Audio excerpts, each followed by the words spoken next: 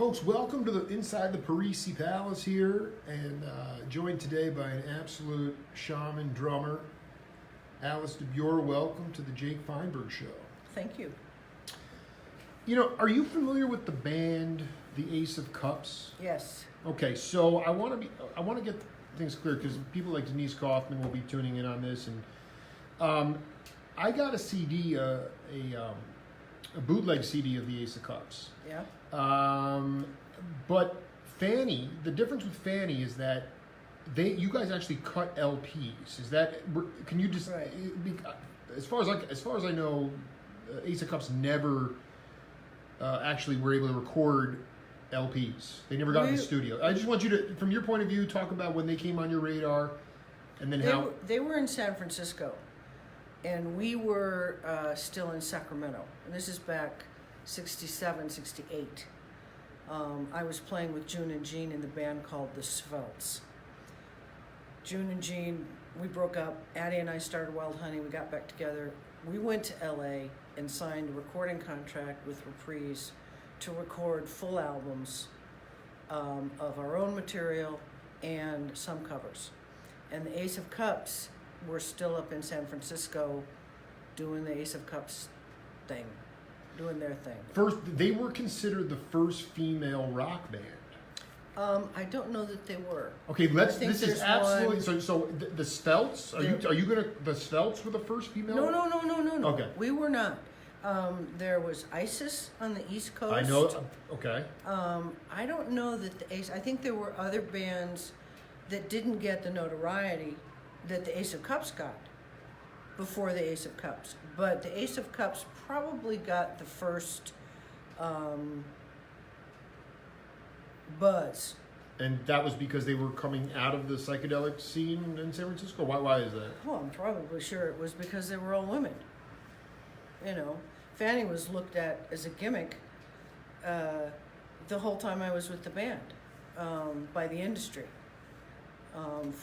We signed the contract in 69. We started recording the first album in 70. 69, fall of 69. We didn't have a keyboard player. Addie had quit, and we were looking for a keyboard player all over LA. Finally got together with Nikki, re-recorded half of the first album with her songs because they were killer, and then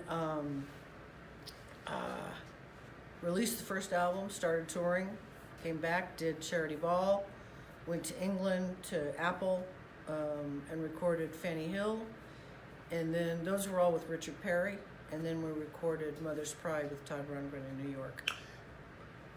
ISIS, when did ISIS come on? I thought they were like early 70s, maybe even after Fanny, but... No. I believe that they were before Fanny. Really? Yeah, East Coast. And but you were born, where were you born? I was born in Iowa. Okay, so you were born in Iowa, and then I just want you to talk a little bit about meeting up with the two sisters. June and Jean? June and Jean in Sacramento, and ultimately, as a drummer, what were they asking you to do within that band? I mean, how complicated or how much language, or was it very simplistic grooves, or what was it about? We played mostly Motown. You played covers? A lot of Motown, yeah, covers. We didn't do original material. We played at Fort Ord, we played at fraternity parties, we played at bars, we toured up and down the West Coast. Seattle, Missoula, Montana. We played Monk's Cave in Missoula, Montana. Monk's Cave? Yeah, a zillion times. Yeah, it was... You were like Uriel Jones you were playing Motown. Motown and, rock, Beatles songs, covers. We didn't start doing original material until we moved to LA and started recording. When you say that you were seen as a gimmick, when I think of gimmicks today in modern music, I think of light shows and lasers and people that have to go over the top because their music just isn't. But I mean, what just because you were women, or yes. What's the gimmick part? Yes, just because we were women. I can't tell you how many times interviewers asked us who played the instruments on the studio recordings. Oh, I see. That's great. Yeah. Yeah, dumbasses. Yeah. So did someone actually, when you first were getting in the studio, someone said, "This is just this is not for authenticity? This is a gimmick, or that's just stuff that you? Oh no. That's Richard Perry never thought of us as a gimmick. Roy Silver, our manager, didn't think of us as a gimmick. The record label didn't know how to promote us because they'd never promoted an all-girl band. Now, Roy and Mark Hammerman were the management team, and I've got my journals from those days. Right. And I could list you the names and the publications and the television shows that we did. Johnny Carson, Dick Cavett, David Frost, Smothers Brothers? Sonny and Cher, Smothers Brothers. We were on for Jonathan Winter's show. Wow. But Nikki mouthed off and Bert Sugarman said, "That's it, that's a wrap." So we didn't do it. Nikki always had kind of a mouth on her. But the reality is that June and Gene didn't have a big bag of original tunes. Is that right? That's correct. So can you talk about when you met Nikki and ultimately the glide path that you guys got on to get? I mean, how did you get into? Did you have an audition for Richard Perry? Yeah. We played Hoot Night at the Troubadour, and his secretary happened to be in the audience and said, "Richard, you got to see these girls." So he contacted us, and the next day we went into the small Wally Heider studio that was for overdubs. In Southern California? Yeah, LA. Oh, that was above Shelly Mann's, the Manhole maybe? Or No, it was on... Curious where, I'll have to look that up. Because I always know the Wally Heider in San Francisco. I didn't know there was... Oh, God, no. Wally Heider was big in LA. Huge in LA. He had an echo chamber above Shelly's Manhole. That's why. Yeah, but it wasn't that. It was ground level. There were two booths, recording rooms, and we set up in one of them. Richard said, "I've got 15 minutes to give you." Right? That's so great. 15, go. And he ended up talking to us for like 3 or 4 hours. And on that audition, he went to Mo Austin and said, "We got to sign these guys." So Richard got us the contract.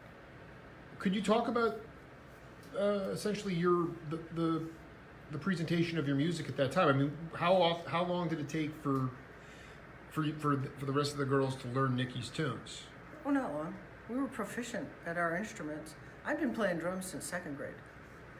I played on a full set starting in my junior year of high school. I had a 3-women trio my senior year in high school. Went to California. June and Gene had been playing. They'd had the Svelts for a couple of years at least. They started out when they moved to America from the Philippines. Their mother's Filipina, their father was American, and they moved here and playing ukuleles and playing guitars. That's how they made friends at McClatchy High School. And then they started playing gigs. When I got to Sacramento, I went to music stores and I looked for, looking for a drummer, and there was looking for a female drummer, June and Gene. So I called the number. Their little sister answered the phone. June and Gene took off to Canada on a 5-week or 3-week tour of some kind. They went through 5 drummers. They couldn't find a drummer. They got back and Sylvia finally gave them the message. They called me. I went down to audition for them, and we did Takes a Lot of Good Lovin', and I did most of it on the toms. And I knocked their socks off, and that was it. From that point on, that was the band. It was Addie Clement at the time, but she goes by Addie Lee now. Yeah. June, Gene, and me.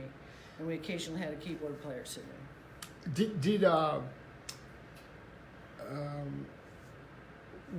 How did you learn, like, growing up, Max Bennett? I don't know if you ever, he was a great, okay, he's from Oskaloosa, and he eventually wound up with Stan Kenton, but for a long time he was playing guitar. And one day they were, I guess Kenton came when he was younger. They had cordoned off the entire, it was a small town, so it was like the town square.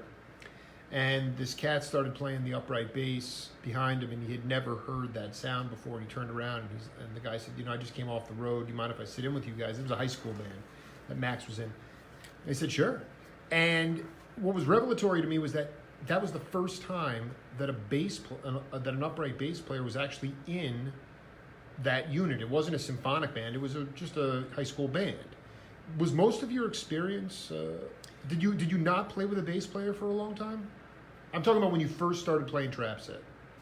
I had a keyboard player who played bass on a bass piano.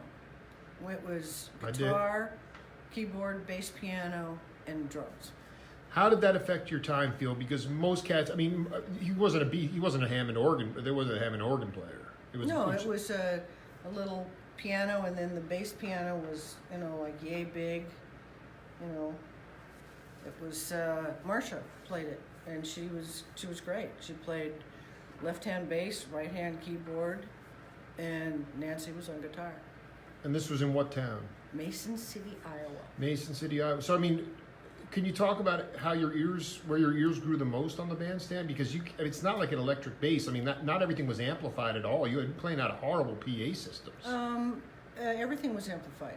The bass piano was amplified. The drums were not. When we used to play East Dubuque, Dubuque is dry, East Dubuque is wet. Right? For the audience, that means alcohol can be served. Right. And then, so we would play in this bar in East Dubuque, all underage. And so we had to stay in the dressing room in breaks. We couldn't wander around in the bar. And the stage was set up behind the bar, so people couldn't get to us, drunks and stuff. And I never stopped playing quiet. Everybody just had to turn up their amps, because I am not a finesse on it and kick it up your ass. Totally. No, I mean, but at the same time, you weren't amplified. No. I remember talking to Harold Jones, still drumming for Tony Bennett today, was Basie's drummer, and he had to, because he wasn't amplified, but the organ player, Sleepy Anderson, and Leo Bevins, the guitar player, were. He had to generate volume off of just output. And I mean, can you talk about generating volume without having amplification? It wasn't hard. You just play hard. It's just. Well, but I mean, there's a difference between having a tasteful groove and then just bashing and just bashing and it's all mush. There's a really nuanced difference there. I've always been a real simple drummer. I don't like drum solos, and having been raised in band, the 1, 2, 3, 4, 1, 2. I was not jazz. I couldn't do jazz if my life depended on it. That. Yeah. Not me. I was boom, chick, boom, chick, boom, chick. There's nothing wrong with that. Pop, boom. Yeah. I liked it. I was comfortable with it, and I was able to generate enough volume for the trio in the rooms that we were playing. We weren't playing big. If we had been playing in a big hall somewhere, I'm sure that we would have had to try and mic me in some way. But that was, 1967. Absolutely. And when I was fully mic'd was in Fanny, when Fanny started to tour to support the first album. And we had we had roadies, we had, a sound system, I was mic'd, everybody was mic'd. It was a real rock and roll band. Richard Perry also produced Martha Reeves for a while when Motown moved out there. But, I mean, can you just...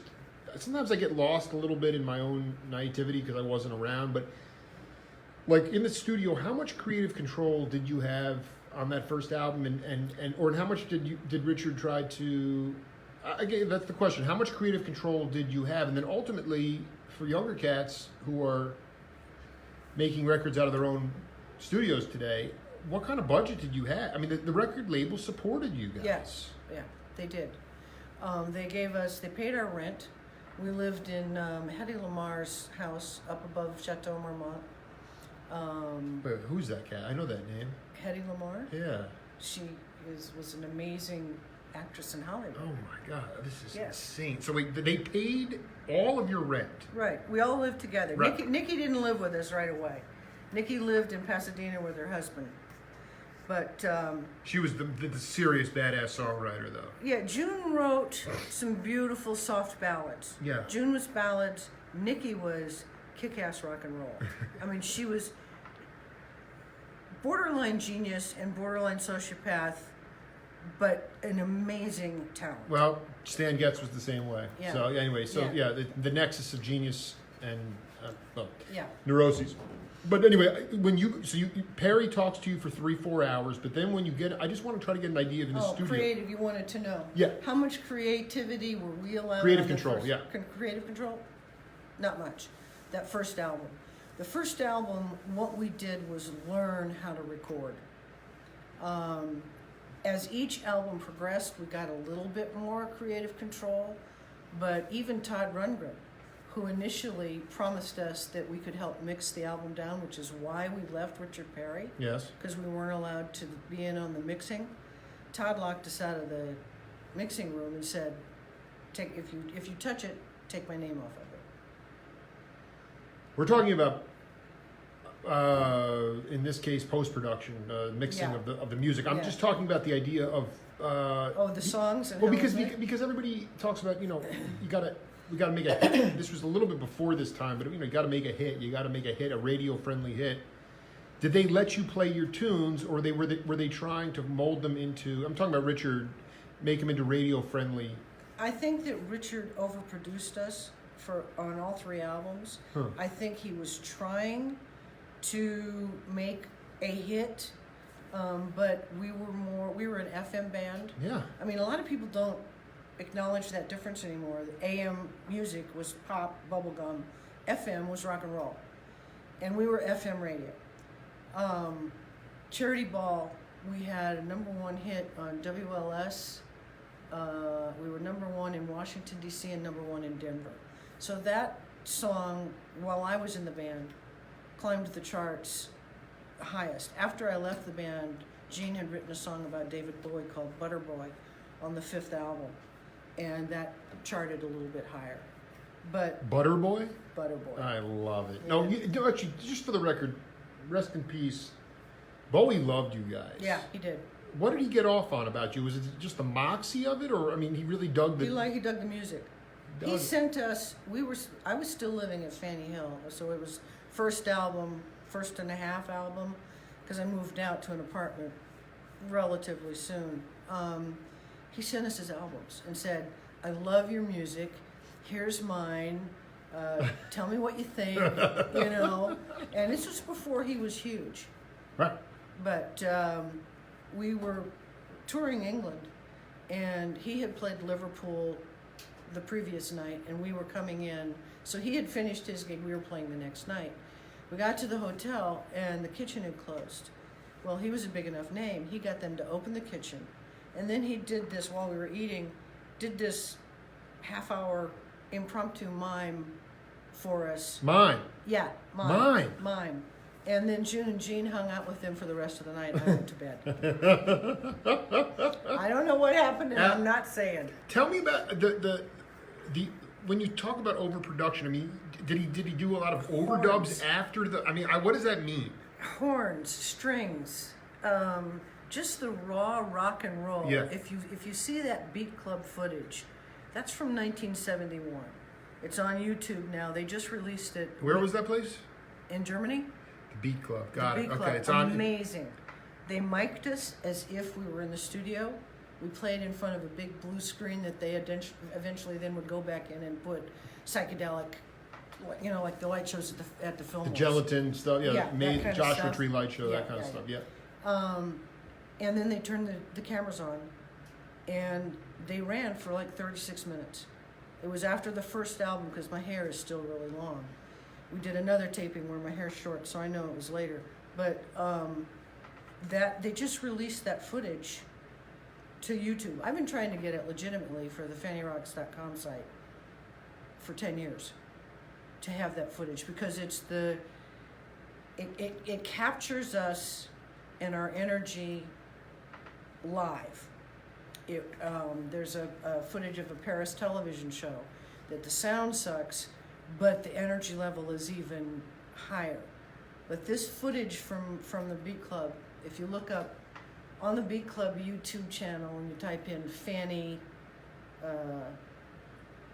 1971, Fanny B. whatever, Fanny the B. Beat Club Fanny, whatever, that comes up. And I sell the CDs and some T-shirts out of Tucson. I manage the website. I'm so blessed to have you in Tucson. I mean, this is an absolutely divine situation here. Well, I have tried to keep the Fanny name alive for the last 30, 40 years. I mean, 69, it's now 2019. We signed the contract 50 years ago. People are chiming in about what an inspiration you were. There was a band called Alive. Don't know them. Yeah, I mean, Bertha was another LA band that was. I keep around. seeing. I see you're Yeah. real. So, I mean, who were you sharing bills with? Were they trying to get? We opened for everybody. We opened for Steppenwolf at Carnegie Hall. We opened for. Like Moody Jefferson, Blues. We yeah. opened for Sly and the Family Stone. We opened for everybody, all around. We toured with Chicago, playing arenas. I think we played 6 or 7 gigs, ending up at the Forum. We opened for Jethro Tull at the Forum.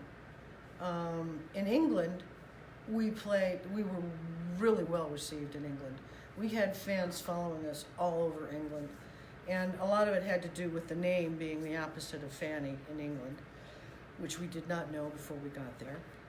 But Can you hash that out for? I'm not really sure. I'm following you. Well, Fanny ass in England, it means vagina.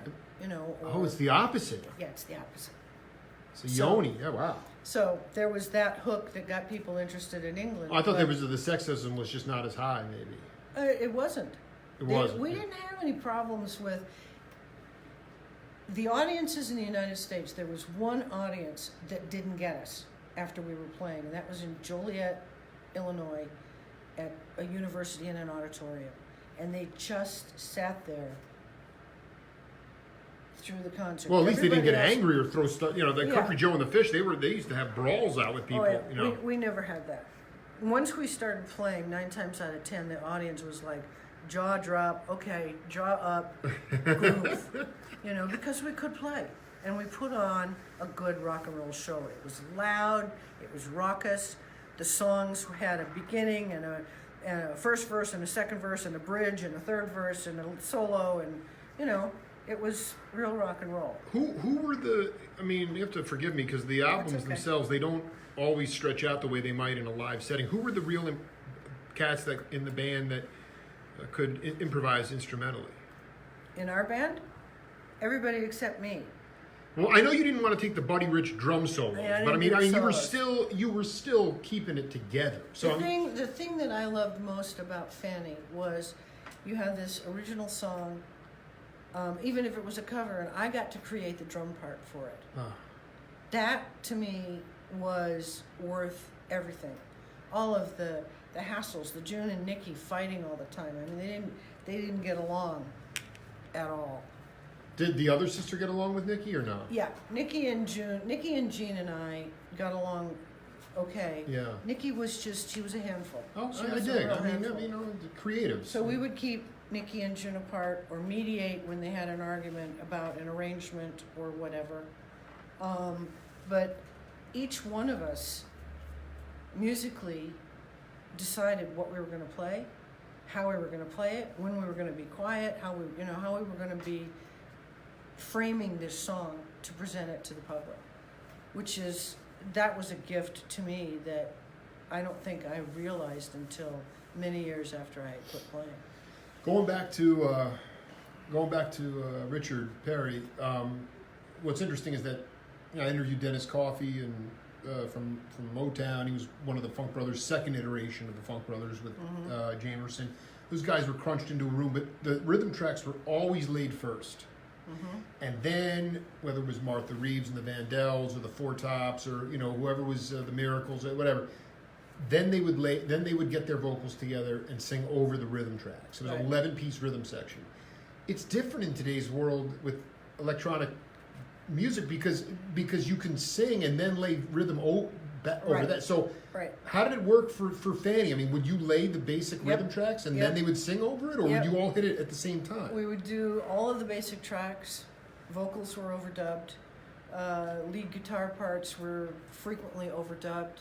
Keyboard solos were overdubbed. If there was a tambourine or a cowbell or whatever, that was overdubbed. The basic track was just the 4 of us playing the song. People are having a ball. First concert, 69, Kokomo, Indiana. You guys were marinating all over the place. I mean, Alice, talk about, so there started to be a little bit of a burn, and you broke off with Nikki and did Wild Honey, or can you talk about that? Oh no, that's way before. That's way before. Honey was Smells. before Fanny? Yeah, Wild Honey signed with Reprise, and then we changed the name to Fanny while we were recording the first album. Okay, I'm a little bit messed up here. So Yeah. you're in Iowa in a trio, Right, hanging out. and I come to Sacramento, and I join the Svelts. The Svelts, yes. I'm in the Svelts for a little while, and that's June, Jean, Addie, and me. Got it. Addie and I leave and start Wild Honey. June and Jean stay in the Bay Area. I think they were living in San Jose at the time, possibly. South and we Bay, were yeah. up in Coeur d'Alene. We went to Iowa. We had Kathy Peterson and Jan, I can never remember her name, on bass. Wow. And we realized that it just, they weren't going to cut it, you know, and we weren't going to make it as Wild Honey. So we buried the hatchet. We got back together as Wild Honey, played gigs up and down the West Coast, and then said, well, let's go to LA and try and get a recording contract, and if we can't, we'll go back to school. And that's when we went to LA. And it was a stayed- hoot night. Yeah, it was and hoot the night. secretary showed up, and Right. were you guys always? I mean, the Troubadour again, Herbie Hancock's band M1D. She would come in. Everybody Pointer played Sisters there. were there. Yeah. But were you guys an acoustic group before electric? Did you ever? I've never been in an acoustic group. Never been in a Never so been even in back acoustic in those little towns in Iowa, It that was that rock and pianist roll. was playing a Fender Rhodes or a Yep. Wurlitzer. It was, I don't remember what it was, but she was playing this bass thing. It had like yay many keys, I don't know, 20, 30 keys.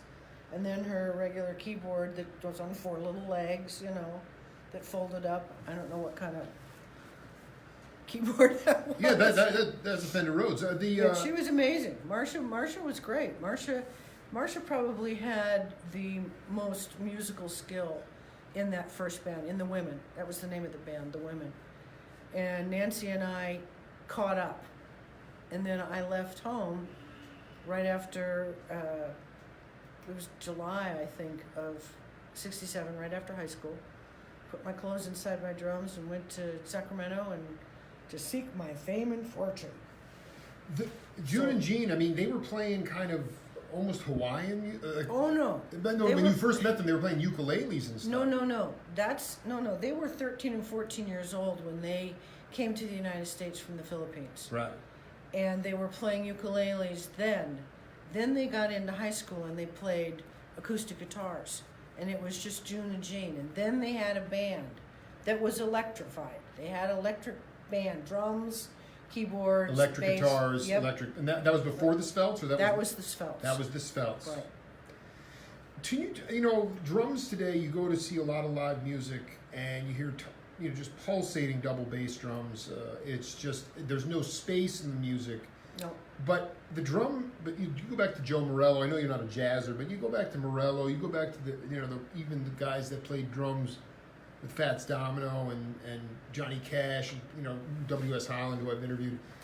The drum was an accompanist instrument. It wasn't ever a lead instrument. And I just want you to talk about your concept of how you see the role of the drums. I have a very clear concept, and I've had this all my life. Yeah. The drums are down here, they're on the bottom.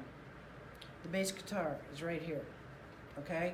So you've got this drum, bass guitar. Then you have a little bit of breathing room before you get your keyboards and your guitar and your vocals. Right. So it gives you that vacuum kind of Elasticity. I don't know. But the drums are the foundation. Drums and bass. If you don't have a solid drum and bass rhythm section, your band is not going to hold together on any kind of a rock song, in my opinion. So that's my philosophy. Simple. Well, I mean, clean. there are cats that say the drums are responsible for 50% of any music. I mean, it's a huge part. The rhythm is just a huge part of the vibe, of the groove. Right. It creates that body. Did your fan? I mean, could you talk about the the racket, the business side of it, the music, God. the racket. Ultimately, as a woman, as a female band, what? Just put us inside what you had to deal with on a daily basis. It is a racket for anybody. Well, we were really, really isolated from the record industry. Why was that? Management wouldn't let us speak to the industry, to the record reps. I wanted to go and tell them who we were. Right. So they had an idea of what to do with us. And I was told, don't you dare. Who told you that? I mean, Roy Silver. And they didn't, because they didn't want you to have too much power as a woman? I don't understand what this is about. I think that they had a package in their mind. Really? That, they were trying to brand We you. had 5 people in the band originally. Bree Howard Darling. She was the drummer in the Svelts, got pregnant, had her baby. I played with the Svelts. I left. She played with the Svelts. She left again. We got back together as Wild Honey. That's where she fits in. But she came down to LA with Punkin, Brandy, her daughter. And we needed her vocals. Her voice was powerhouse. But Richard and Roy had this idea that we'd be like the Beatles. There'd just be the 4 of us, which to me was really, really stupid. Yeah, that's insane. Yeah, it's insane. And Bree would have been a great addition to the band. But the racket, if you will, every Warner Brothers promo guy that we would meet in a town, and he'd take us around to the radio stations and do all that, 99% of them were really cool. They got it. It was after I quit Fanny and I was working in the record industry at Record Merch distributors, doing inventory control, and I could hear the promotion guys talking because there were no ceilings on the rooms. I could hear the promotion guys talking, and they were talking about Fanny, and they said, "Oh yeah, what a gimmick!" And I'm like, "Man," so I stopped. Nobody knew I had been in Fanny. You know, I didn't want to tell anyone. And I'm doing an inventory at Tower Records for A&M Records. I worked for them by then, and You work for Herb Albert? yeah. Oh, I love Herb, yeah. Yeah, Jerry Moss. Jerry Moss, baby, yeah. They were great guys. Yeah. And anyway, this one of the buyers came out and said, "Hey, Alice, I saw you on TV last night." And I'm like, "What?" And he had seen some of the Big Beat Club footage on Nickelodeon, Nick at Night. What year was this? 76, 77. Nickelodeon was playing Fanny? Yeah. 71 Fanny from the Beat Club? Yeah. All right, we got somebody, a dear friend of the program, Jay Eisenberg, said, "Hi, Alice, we work together at Record Merch." That's the tentacles of the Jake Feinberg show. But no, I mean, so Nick at Night was playing Fanny live at the Beat, and they said, and then you were trying to like crawl under your desk kind of thing. Yeah, exactly. I had a little cart that had wheels on it because the understock at Tower was all underneath. So once you do the inventory of the bins, then you got to get down and do the understock. Well, I said, I'm not going to get on my knees all the time. So I got a little cart that had wheels on it, and I just roll along the floor doing the inventory. And Billy Kinch, it wasn't Billy Kinch, what was his name? Krumholtz was his last name. Bob Krumholtz? Anyway, he came out and said that to me, and I'm like, oh my God. And then I finally just started accepting the fact that Fanny had been real, and Fanny had done something that hadn't been done before, recording live albums. You mean as a female unit? As a female unit. You recorded, because that to me, when I was driving over here today, I saw Denise Kaufman last year. She hit me to a bootleg CD, but they never got in the studio. And the ISIS albums, Yeah. that was after Fanny. Well, they did singles. A lot of these bands, the women bands, did singles. The Pleasure Seekers, Patty Quattro and Susie Quattro and the Quattro Girls out of Detroit, they did singles. Right. But they didn't do an album. They didn't do LPs. Right. They didn't have that backing in the studio. I mean, the studio, the label really they still say we owe them $275,000. Yeah, we don't have the rights to our own music. Unreal. Yeah, Warner Music Group. And I asked to see the books. Oh, no, we can't do that. I said, well, you can tell me that I still owe you $275,000, but you won't show me the books?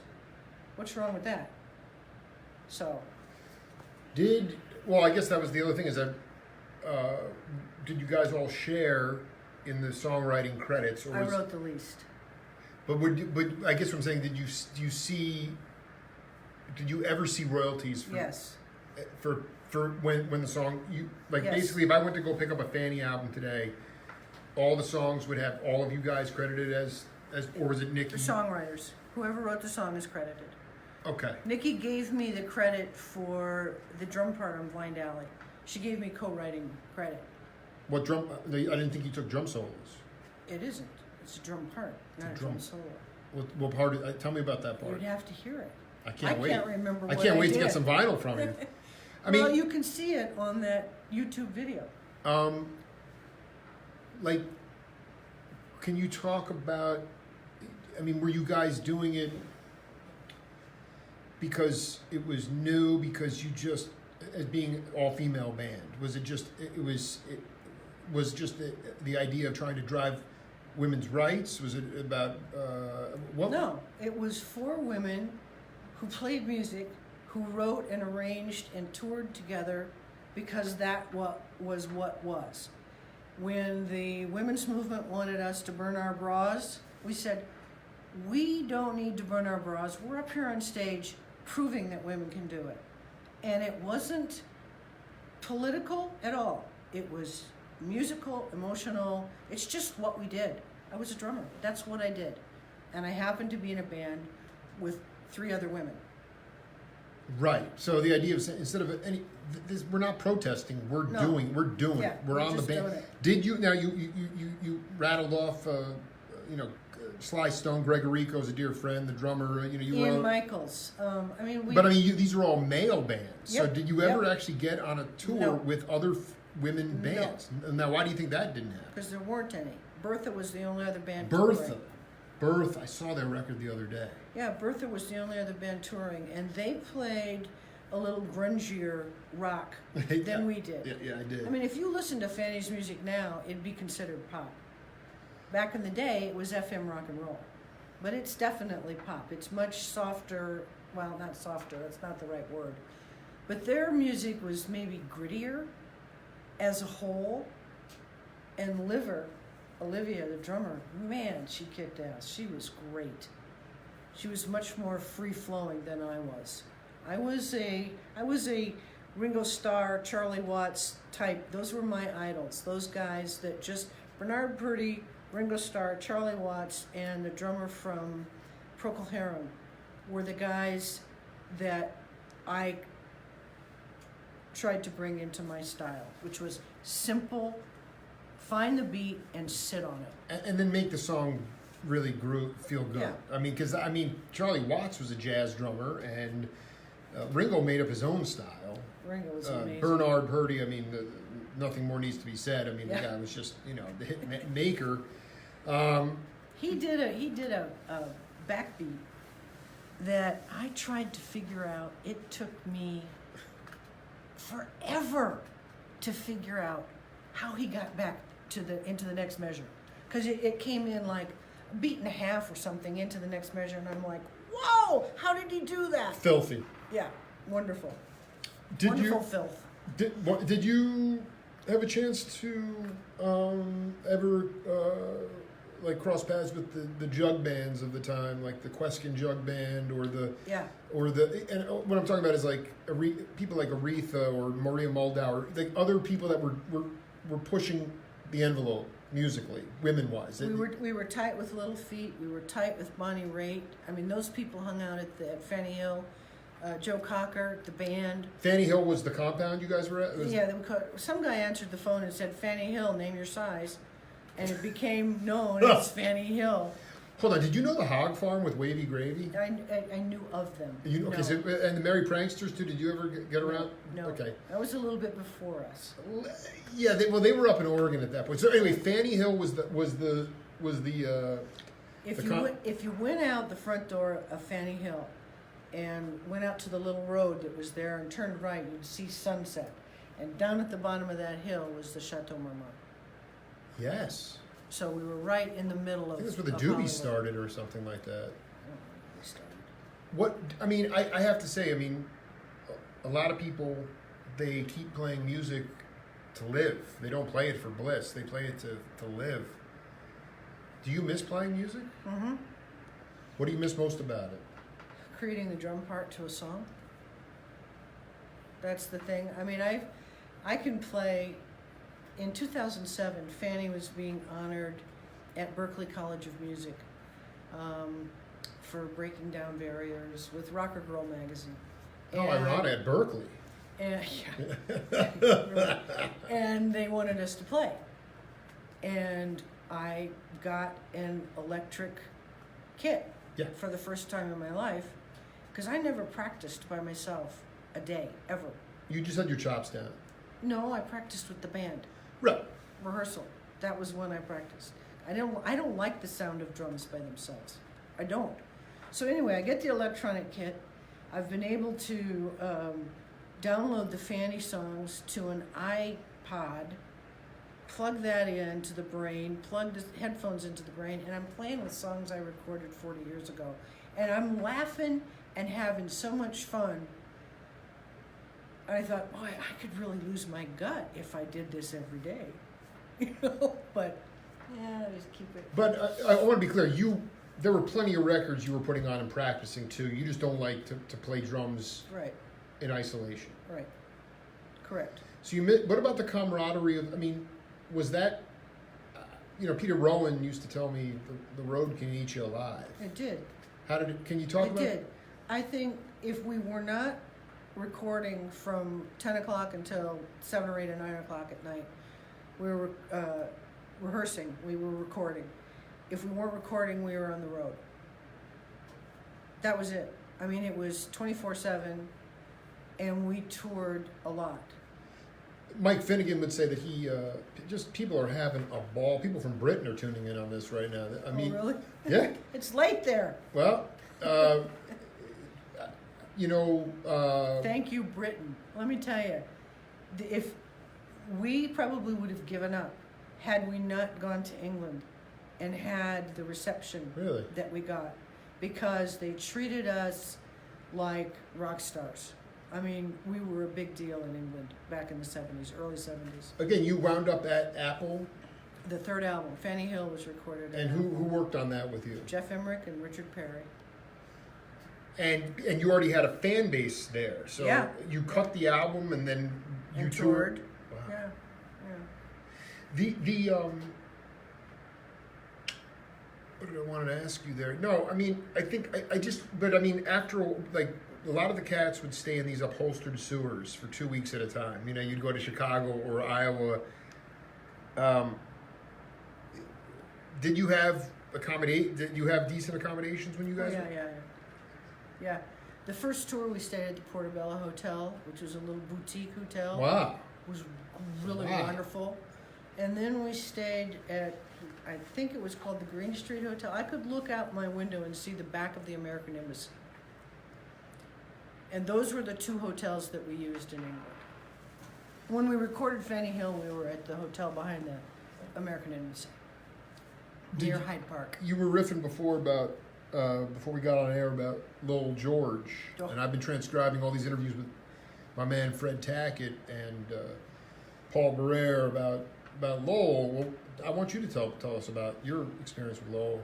When Fanny was recording the first album, and we had found Nikki, and we were starting to rehearse for our first tour. We were in a big soundstage on the Warner Brothers lot. Now they're called Burbank Studios, I believe. That's right. Nobody was there. They were not being used at the time. I mean, we would take a break and go play on Main Street or in the Camelot Castle. Just play on the street. Get on the bicycles and go to Main Street. I mean, it was cool. Little Feat, shortly after we started rehearsing there, Little Feat also started rehearsing there. And they put out their first album, we put out our first album around the same time on Reprise, both rehearsing on the same place. Lowell would come to Fanny Hill. I mean, I've got so many pictures on my computer of Lowell in bed at Fanny Hill, and he's got Lorna Doone on one side and Gene on the other side, and they've been doing psilocybin all night long, but he taught June how to play slide. Wow. Richie Hayward was from Ames, Iowa, or Boone. Richie was from Iowa? Yeah, Richie was Oh, from Richie, Iowa. man, he's looking down right now, man. Yeah, Richie was cool. So, I mean, and Richie was Gradney wasn't in the band, but Richie was the original drummer, or? Richie was the drummer. He was the drummer, and He's so the only drummer I ever knew in Littlefield. So Lowell was just on psilocybin and just tripping out, but he taught some of the girls. He taught June how to play slide. He, I'm sure that you should probably do an interview with June. She would. Oh no, I'm gonna get to everybody. You know, anybody that's still accessible. I mean, you were Alice rocking June the world. and June has a lot of stories. Some of them I don't remember happening the same way that she does. Yeah, it's funny how things work out like that. Yeah. It keeps that's a Yeah. common theme after all these years. Yeah, and Jean had a stroke January a year ago, and she's still not able to use her right hand. So I don't know that she'll ever play again, but we're hoping that she does at some point. But yeah, it was June and Jean were. It was from the time I was 17 years old until I was in my early 20s, which is a real pivotal time in your life. They were my family. That was, I mean, it was sisters. And we breathed and ate music 24/7. I don't think we might have had a day or two off once in a while to do laundry, but. And Fanny Hill was a gathering place for a lot of musicians. Joel was in a jug band. What was his last name? He's a friend of June's. Well, we're gonna have to vet that. As we wrap up part one here, can you talk about how rhythm is a healing force for people? And not necessarily. How can it not be? No, but I mean, because there's a lot of cats today that are. You'll hear someone will be sitting in a room and they'll hear something going on in another room. They say there has to be a computer, and you go in and it's a human being playing machine parts, so it's completely sterilized. So I'm talking about human rhythm, the human heartbeat, and the healing capacity of rhythm. To me, I've never liked drum machines. I don't like the way modern recording is done on a little console. Pro Tools or whatever you call it. I'm not familiar with the technology because I haven't been around it, but there's something about that human being who might make a fraction of a beat mistake that is a little hiccup that makes you go, I heard that. It makes you know that it's human and that it's live. And there's no better rhythm section than two people playing drums and bass. What can I say? Do you go towards that quote unquote wrong note or slip up? I mean, I think that's the point, is there are no wrong notes, right? Well, there are. I mean, I listen back to the Fanny stuff and some of it holds up really well, but it's like, oh, Alice, you played too much there, or oh, I see where you rushed the tempo there, or and I'm critical of it. But at the same time, the older I get, the more willing I am to let it just be what it is. Now, we're going to get you back on the drum kit as soon as possible. And Alice, what a divine thing to be able to connect with you in person, and Thanks for people having were me. inspired. Thank you so much for being part of the program. Thank you. It's the Jake Feinberg Show. See you later.